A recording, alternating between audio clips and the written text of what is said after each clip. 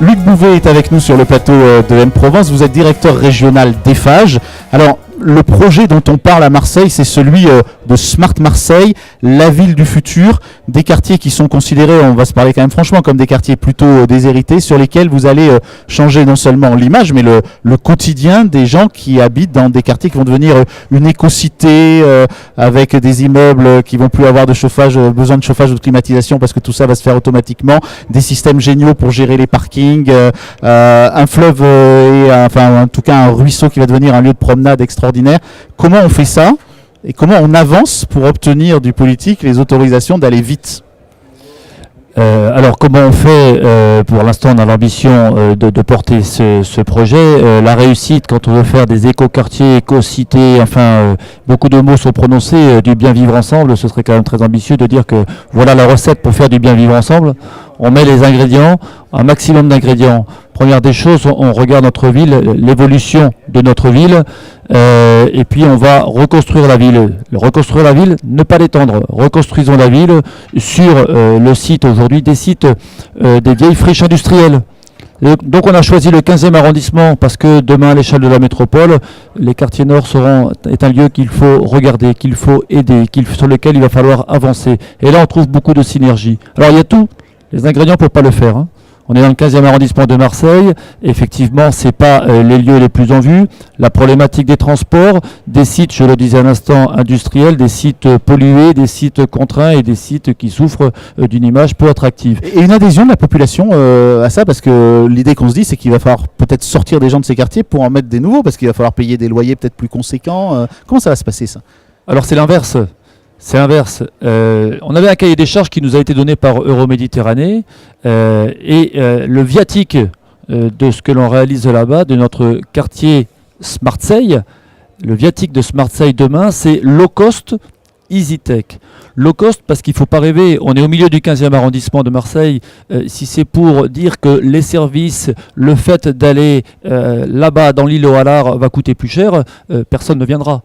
D'accord. Donc il faut qu'on travaille depuis le début toute une chaîne et c'est là où toutes les synergies se mettent. Pour réussir un produit low cost, c'est simplement contraindre le coût économique pour que l'équation puisse être abordable à des gens de l'environnement direct. Et alors donc vous avez de l'habitation, vous avez des bureaux, est-ce qu'il y a aussi les services, c'est-à-dire les commerces, les crèches, les maisons de retraite, tout ça c'est pensé au départ aussi?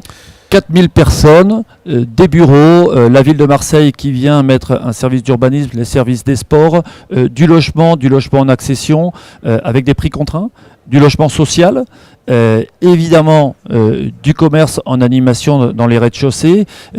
Oui, une école, oui, une résidence intergénérationnelle. On essaye dans cet îlot démonstrateur bourré d'innovation.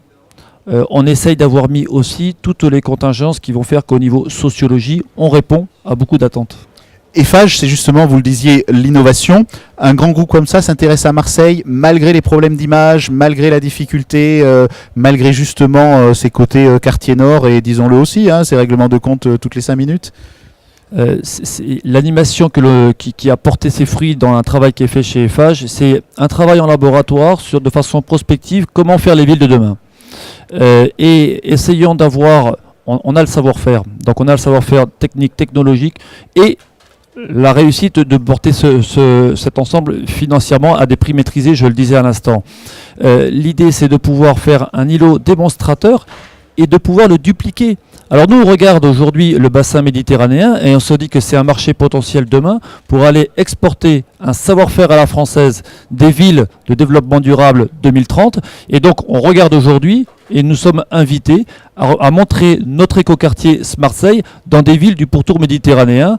Je trouve qu'on a un vrai savoir-faire en France, on a beaucoup de synergie, le public travaille avec le privé, on le disait à l'instant tout à l'heure, un mode de gouvernance qui s'est mis autour. Toute cette technologie, tous les ingrédients de cette réussite, on veut l'exporter. Donc c'était une vraie motivation chez Eiffage de pouvoir dire un îlot démonstrateur pour être démonstratif et pouvoir s'exporter.